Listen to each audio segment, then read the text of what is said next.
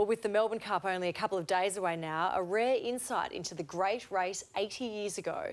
No one knew of the existence of a colourised film of the 1939 Cup until a chance find. Tony Jones explains.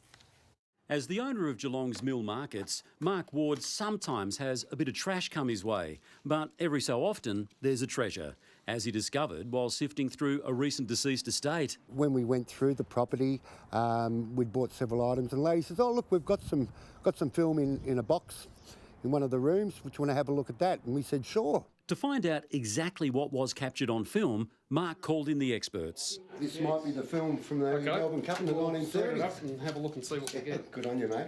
After a bit of old school threading,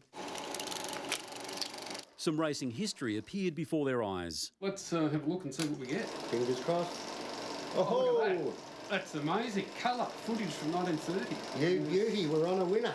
There, in living colour, was Flemington in all its glory. On what seems a perfect spring day, the famous roses are in full bloom, racegoers strolling across the lawns. In the background, smoke billowing from nearby industry. Mounted police parade down the main straight before the stars of the day enter the yard. Considering this forgotten film is around 80 years old, the quality of the colour is quite remarkable.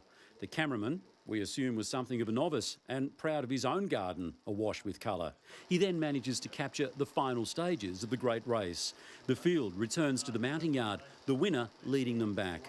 The trophy presentation, considerably low-key compared with the hoopla of today. And therein lies the mystery. Who is it that won the cup? And which cup was it? I'm pretty well sure that the winner of the Melbourne Cup that year was Farlap. We can obviously say that it was either Farlap or Peter Pan, one of the two. While anything Farlap related is a potential goldmine, Racing Victoria's historian Andrew Lemon delivered a couple of scratchings. Is it Farlap or Peter Pan? No, neither. It's Rivette, 1939, just after the outbreak of the war. Indeed, Rivette was something of a darling among racegoers back then, winning the Cups double. What was really great about Rivette was that it was a real battler's story, because it was bred, owned and trained by a humble trainer, Harry Bamber, and it was a dream come true. I think after the Cups and that, I had over 11,000 in the bank. And the blooming taxation come at me the next year.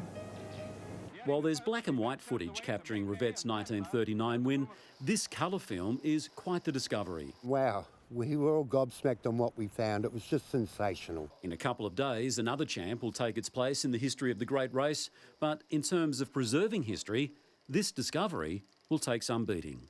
Tony Jones, 9 News. Gosh, how incredible is that? Great story. Returning now with sport, Clint Stanaway. What a great find. Thanks, Alicia.